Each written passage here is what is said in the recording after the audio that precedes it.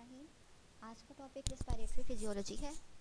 Respiration is defined as an act of breathing resulting in exchange of oxygen and carbon dioxide between body tissues and atmosphere.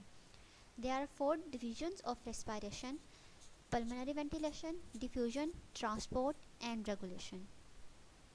Pulmonary ventilation, it means inflow and outflow of air between atmosphere and lung alveoli. It consists of two processes, inspiration and expiration. Inspiration is taking in atmospheric air containing excess of oxygen, and expiration is giving out alveolar air containing excess of carbon dioxide. Diffusion, diffusion of oxygen and carbon dioxide between the alveoli and the blood. Transport, transport of oxygen and carbon dioxide in blood and body fluid to and from the cell. Regulation, regulation of ventilation and other acts of respiration. There are main function of respiration: supply of oxygen to the tissue and removal of carbon dioxide from the blood. Respiration help in regulating the acid base balance by adjusting carbon dioxide elimination from the body. Help in keeping the constant condition of water in the body through elimination of excess water vapors. It eliminates certain harmful volatile substances from the body, that is anemia, ketone bodies, essential oil, alcohol, water vapor, etc. It maintains the acid base balance by adjusting the carbon dioxide elimination, maintain temperature balance by losing heat in expired air, help in venous return by decrease intrathoracic pressure and increase intra-abdominal pressure during inspiration. Mechanism of respiration. Lungs can be expanded and contracted in two ways: by downward and upward movement of the diaphragm to lengthen or shorten the chest cavity. Downward movement होगी diaphragm की, lengthen होगी chest cavity, और upward movement होगी diaphragm की तो shorter chest cavity होगी. Elevation and depression of ribs to increase or decrease the anterior-posterior diameter of the chest cavity. Elevation हमारे पास anterior-posterior diameter को increase करेगी और depression decrease करेगी. Inspiration and muscle of inspiration. जब सबसे पहले हमारे पास mechanism of inspiration है. Inspiration is induced by contracting the diaphragm, which is the main muscle of inspiration, along with some accessory muscles that expand the chest wall, and this process is active process. Net effect of contracting these muscles is to decrease intrapleural pressure. The expansion of lung causes the gases in alveoli to expand, creating a slightly negative alveolar pressure. This causes air to flow into the lungs. Effect क्या होगा net muscles की contraction का कि हमारे पास इंट्राप्लूरल pressure decrease हो जाएगा, जो कि इसको नेगेटिव इंट्राप्लूरल प्रेशर बनाएगा, और एक्सपेंशन ऑफ द लंग्स काज करेगा गैसेस को एल्वेलाई के अंदर के वो एक्सपैंड करें, क्रिएट करें स्लाइटली नेगेटिव एल्वेलर प्रेशर, और ये काज जो नेगेटिव एल्वेलर प्रेशर होगा वो एयर को फ्लो करेगा लंग्स के अंदर. Other muscles of inspiration are used primary during exercise और in disease that increase airway resistance.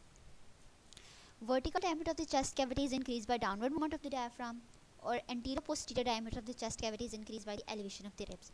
उसके बाद जो हमारे पास मसल्स ऑफ इंस्पायरेशन है, इसमें मेन मसल है हमारे पास डायफ्राम, जो कि प्राइमरी मसल है इंस्पायरेशन का. उसके बाद स्टर्नोक्लाइडोमेस्टॉइड, सीरेटस एंटीरियर, स्क्लेनी और एक्सटर्नल इंटरकोस्टल मसल है. जो हमारे पास स्टर्नोक्लाइडोमेस्टॉइड है वो हमारे पास करेगा एलिवेट करेगा स्टर्नम को. स्क्लेनी जो है वो एलिवेट करेगा फर्स्ट टू रिब्स को, और एक्सटर्नल इंटरकोस्टल जो होगा वो मूव करेगा रिब्स को अपवर्ड एंड डाउनवर्ड मूवमेंट में.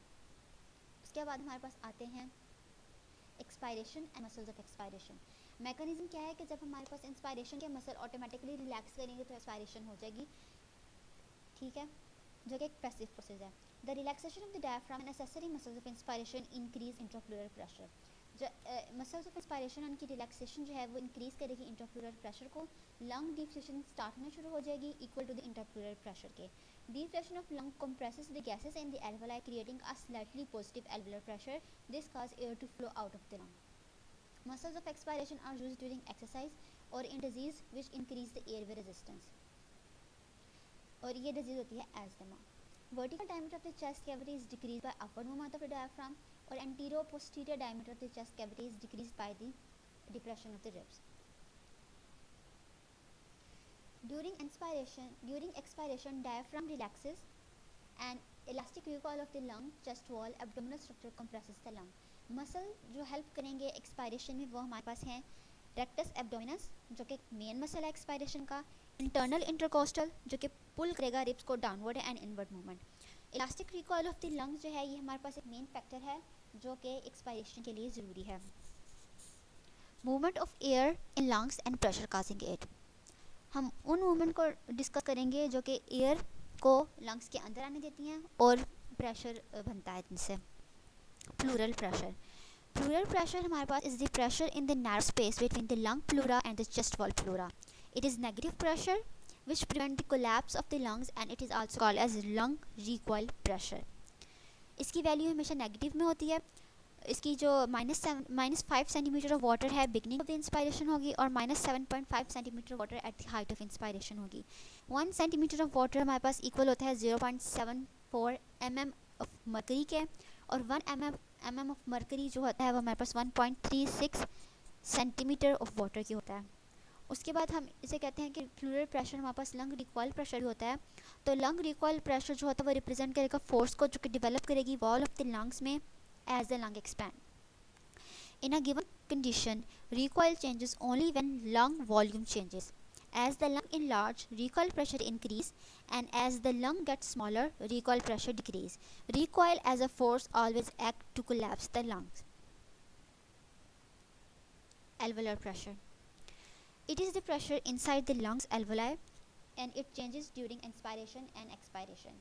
During inspiration, alveolar pressure becomes slightly negative with respect to the atmospheric pressure.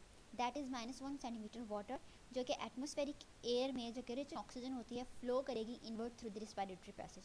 और during expiration alveolar pressure slightly positive with respect to the atmospheric pressure +1 centimetre water, और alveolar air जो कि rich होगी carbon dioxide में flow outward करेगी through the lungs. Transpulmonary pressure, it is the difference between the alveolar pressure and the pleural pressure. The difference between the alveolar pressure and pleural pressure is called transpulmonary pressure, और जो इसका significance होगा कि ये क्या करेगी, ये lung recoil को मेजर करती है। जो रिकॉइल प्रेशर होता है उसको मेजर करती है। रिकॉइल प्रेशर क्या होता है? The elastic force in the lungs that tends to collapse the lung at each point of expansion is called recoil pressure, जो कि हम पीछे भी पढ़ चुके हैं, जिसमें हमारे पास प्लूरल प्रेशर में आता था, इसको हम रिकॉइल प्रेशर भी कहते हैं। Compliance of the lung, compliance क्या है हमारे पास लंग्स की? The extent to which the lung expand for each unit increase in transpulmonary pressure. Compliance of the lungs transpulmonary pressure पर डिपेंड करती है, और जैसे ट्रांसपल्मोनरी प्रेशर इंक्रीज होता है कंप्लायंस ऑफ द लंग भी इंक्रीज करती है। इसकी वैल्यू होती है 200 ml पर centimetre water for both lung, और फॉर लंग थोरैक्स सिस्टम ये हमारे पास 110 ml पर सेंटीमीटर ऑफ वाटर की होती है। उसके अलावा compliance diagram of the lung क्या होती है कि it is the diagram that relate lung volume changes to change in transpulmonary pressure.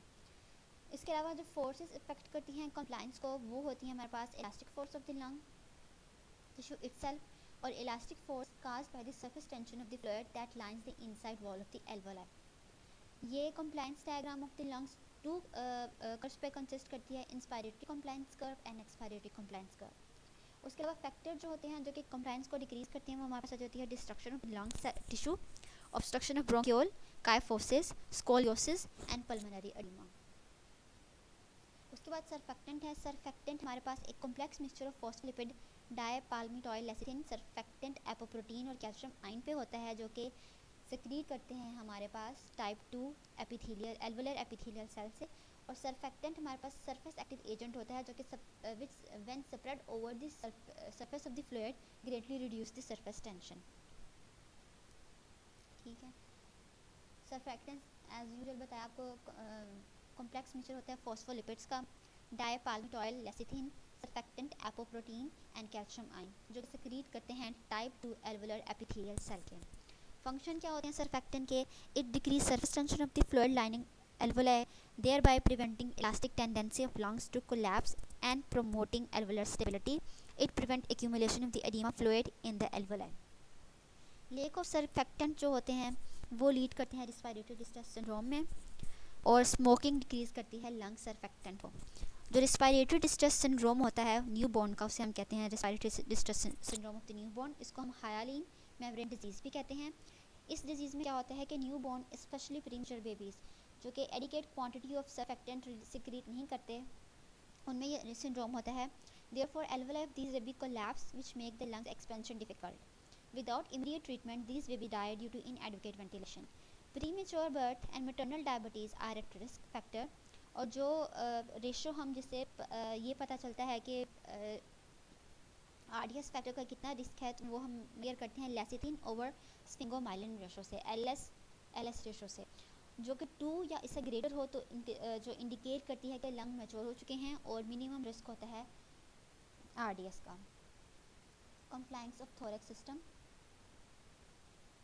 Compliance of thorax and lungs. Definition: the compliance of entire pulmonary system is measured while expanding the lungs of totally relaxed or a paralyzed person.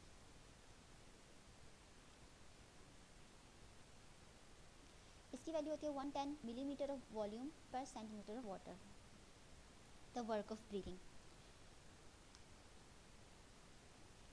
During normal quiet respiration, muscle contraction occur only during inspiration, while no muscle contraction occur during expiration. The work performed by respiratory muscle during inspiration is termed as work of breathing. और इसकी definition ये बनती है, respiratory muscle perform work only during respiration, so work of breathing means work of inspiration. इसकी हमारे पास 3 divisions आती हैं, compliance work और elastic work, tissue resistance work और airway resistance work. Compliance work क्या होता है? It is required to expand the lung against its elastic force. It is calculated by multiplying the volume of the expansion time the average pressure required to cause the expansion. Tissue resistance work, it is required to overcome the viscosity of the lung and chest wall structure. Air resistance work is required to overcome airway resistance during the movement of air into the lungs. Pulmonary volumes. Pulmonary volumes में हमारे पास जो most important volume है उसे हम tidal volume कहते हैं. It is the volume of the air inspired और expired with each normal breath. यानी कि टाइडल वॉल्यूम हमारे पास वो वाला वॉल्यूम ऑफ एयर है जो कि हम इंस्पायर्ड या एक्सपायर्ड करते हैं एक नॉर्मल ब्रेथ में. इसकी वैल्यू हमारे पास होती है 500 millilitres. Inspiratory reserve volume. Inspiratory reserve volume भी जो होता है उसे हम IRV से रिप्रेजेंट करते हैं. It is the extra volume of air that can be inspired forcefully over और बियॉन्ड नॉर्मल टाइडल वॉल्यूम. इसमें जो इसकी बेसिक चीज़ है उसमें लिखा हुआ है कि जो एक्स्ट्रा वॉल्यूम ऑफ एयर होगा जो कि हम इंस्पायर करते हैं फोर्सफुली ओवर और बियॉन्ड नॉर्मल टाइडल वॉल्यूम. इसकी वैल्यू हमारे पास होती है 3000 मिलीलीटर या 3 लीटर्स. उसके बाद expiratory reserve volume. It is the extra volume of air that can be expired forcefully over और बियॉन्ड नॉर्मल टाइडल वॉल्यूम. यानी कि एक्सपायरेटरी रिजर्व वॉल्यूम में वो वॉल्यूम ऑफ एयर जो कि हम एक्सपायर करते हैं फोर्सफुली बियॉन्ड एक नॉर्मल टाइडल वॉल्यूम के. इसकी वैल्यू होती है 1100 मिलीलीटर और 1.1 लीटर.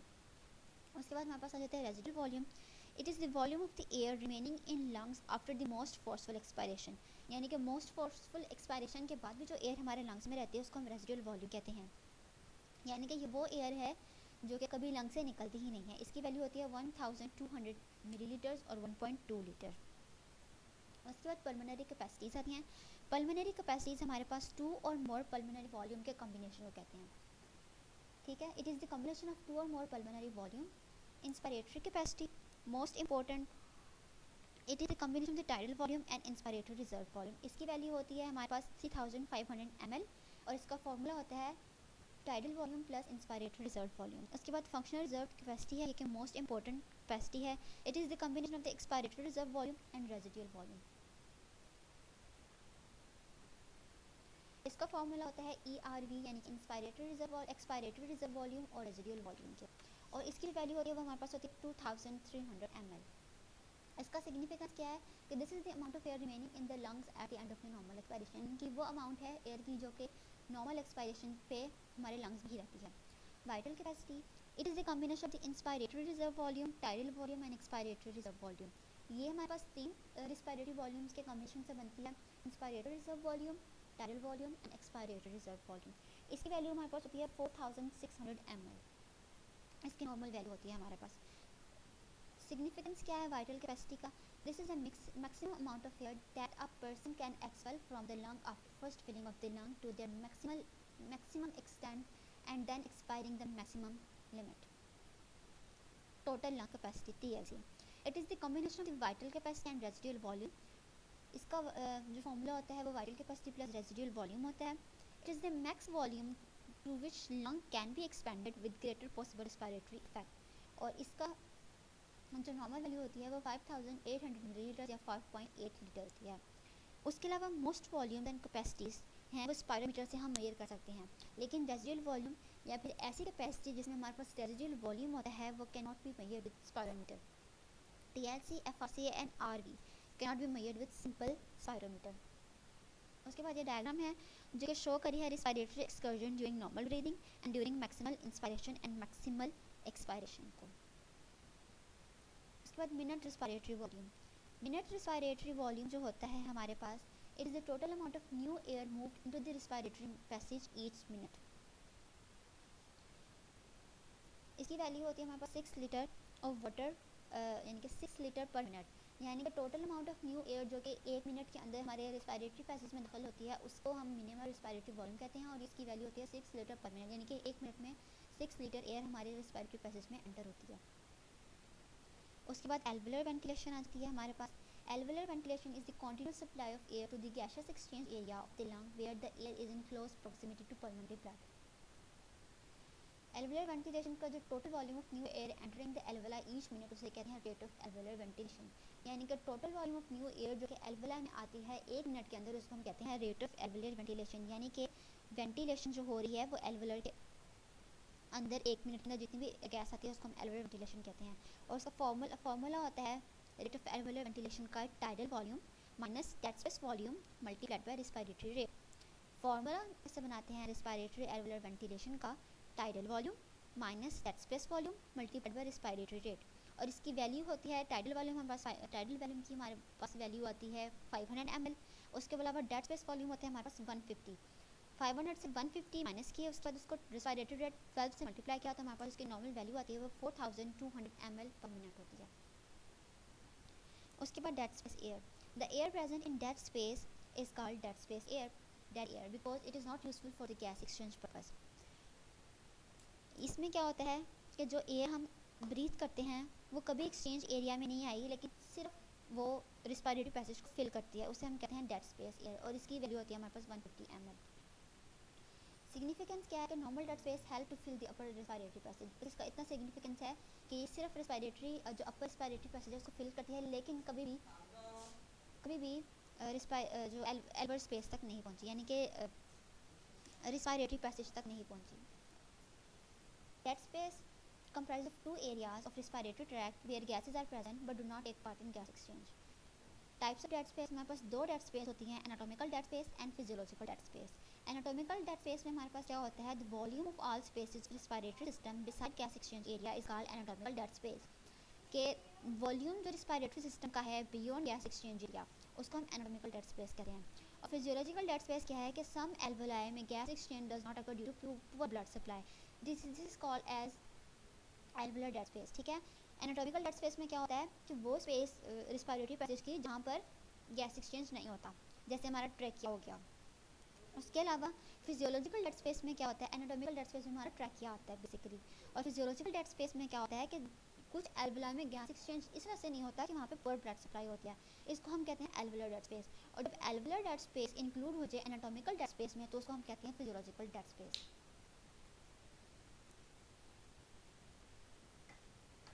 नॉर्मल डेड स्पेस जैसे बताया था 150 ml है यंग अडल्ट में, और ये इंक्रीज करती है एज के साथ। Function of respiratory passageways, cartilage ring, muscular wall, resistance to air flow, nerve and local control bronchiole जिसको हम मस्कुलेचर कहते हैं, bronchiolar musculature, role of cilia. उसके बाद प्रोटेक्टिव मैकेनिज्म ऑफ रिस्पायरेशन में हमारे पास जो रिस्पायरेशन के प्रोटेक्टिव मैकेनिज्म है कि प्रोटेक्ट करते हैं हमारे रिस्पायरेटरी ट्रैक्ट को, उसमें हमारे पास 2 रिफ्लेक्स आते हैं, कफ रिफ्लेक्स और स्नीज रिफ्लेक्स।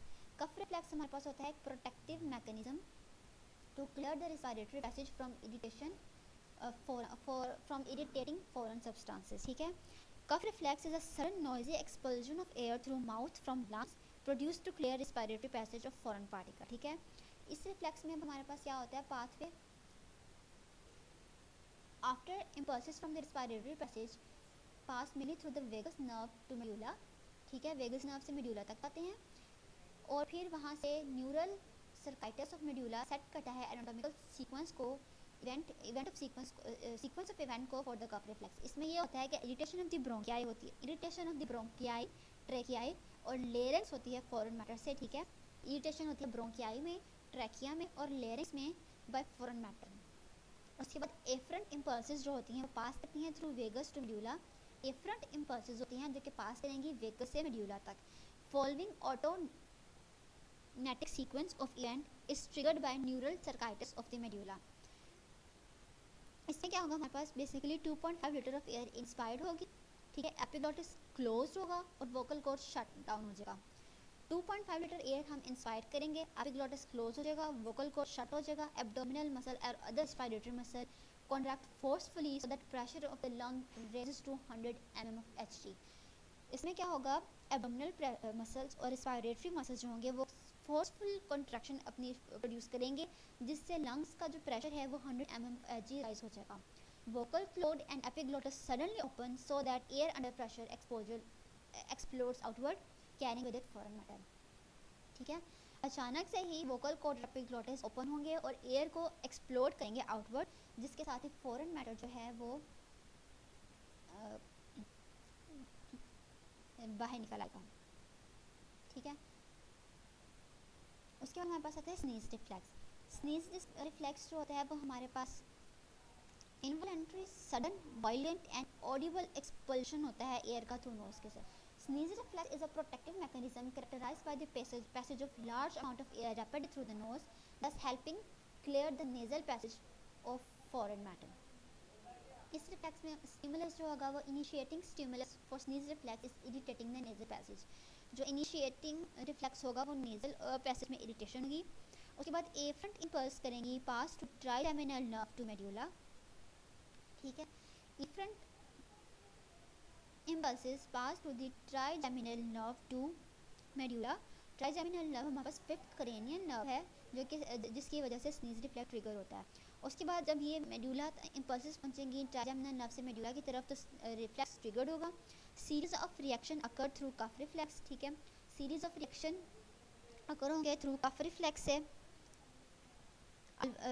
वल्वुला डिप्रेस्ड हो जाएगा, air is prevented from being expelled through mouth, large amount of air passage rapidly through nose clearing nasal passageway of foreign matter, ठीक है।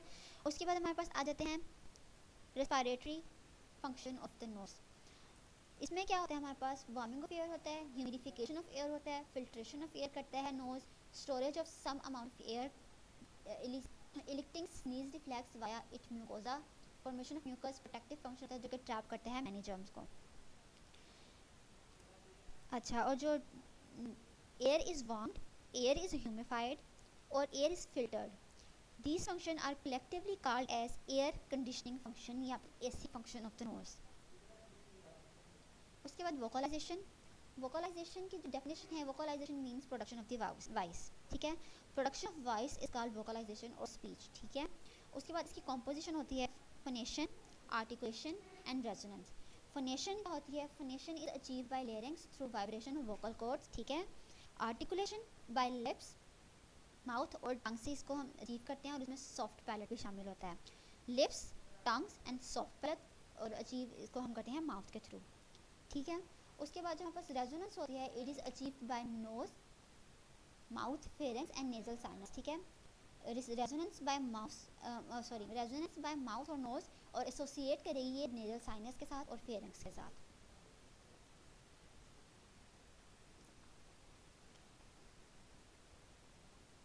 उसके बाद हम पढ़ेंगे pulmonary circulation system. Pulmonary circulation में क्या है हमारे पास, पल्मोनरी सर्कुलेशन बेसिकली कंप्राइज करेगी हमारे पास पल्मोनरी वेसल्स से, ब्रोंकियल वेसल्स से और लिम्फेटिक सिस्टम से। Pulmonary vessel, bronchial vessels and lymphatic system. Pulmonary vessels में हमारे पास pulmonary artery take the oxygenated blood from the heart to the lungs, whereas pulmonary vein bring oxygenated blood from the lungs to the heart. हमारे पास pulmonary artery और when वो वाहिद artery हैं body में जो कि अपनी उल्टा काम करती हैं, यानी कि पल्मोनरी आर्टरी में हमारे पास डीऑक्सीजनेटेड ब्लड होता है और पल्मोनरी वेन में हमारे पास ऑक्सीजनेटेड ब्लड होता है। उसके अलावा पूरी बॉडी की वेन में डीऑक्सीजनेटेड ब्लड होता है और आर्टरीज में ऑक्सीजनेटेड ब्लड होता है, लेकिन पल्मोनरी हमारे पास वाहिद आर्टरी और वेन है जो कि उलट चलती है। पल्मोनरी आर्टरी में हमारे पास डीऑक्सीजनेटेड ब्लड होगा और वेन में हमारे पास ऑक्सीजनेटेड ब्लड होगा। उसके बाद जो ब्रोंकियल वेसल्स हैं, the supply the supporting tissue of the lungs including the connective tissue, septa and the large and small bronchi. The bronchial arterial tree is oxygenated. इसने कहा जो bronchial arterial tree है वो oxygenated होता है. Lymphatics क्या करते हैं? Lymphatic extends from all tissue of the lungs up to the hilum, where they form right and left lymphatic duct. उसके अलावा जो bronchial arteries हैं, जो bronchial vessels हैं वो अराइज करेंगी फ्रॉम डिसेंडिंग thoracic aorta से, ठीक है, और ये ऑक्सीजनेटेड ब्लड को सप्लाई करेंगे कनेक्टिव टिश्यू सेप्टा और ब्रोंकियोल्स ऑफ द लंग में. अब यहाँ पे एक सवाल पैदा होता है कि by left ventricular output greater होती है राइट वेंट्रिकुलर आउटपुट से, यानी कि लेफ्ट वेंट्रिकुलर आउटपुट क्यों ग्रेटर होती है राइट वेंट्रिकुलर आउटपुट से? इसका क्या है कि since bronchial venous blood empties into the pulmonary vein rather than passing back to the right atrium, therefore left ventricular output is greater than right ventricular output. उसने कहा कि जो bronchial venous blood है वो empty होगा pulmonary vein में rather than passing back to the right atrium, ठीक है, pulmonary vein में वो empty होगा blood बजाय इसके कि वो right atrium में जाए, therefore left ventricular output is greater than right ventricular output, ठीक है. अब प्रेशर आता है पल्मोनरी आर्टरी में, यानी पल्मोनरी सिस्टम का प्रेशर क्या होता है? सिस्टोलिक पल्मोनरी आर्टीरियल प्रेशर जो होता है हमारे पास 25 mmHg होता है. डायसिस्टोलिक आर्टीरियल पल्मोनरी प्रेशर हमारे पास होता है 8 मिलीमीटर ऑफ मरकरी, और मीन पल्मोनरी आर्टीरियल प्रेशर होता है हमारे पास 15 मिलीमीटर ऑफ मरकरी, ठीक है.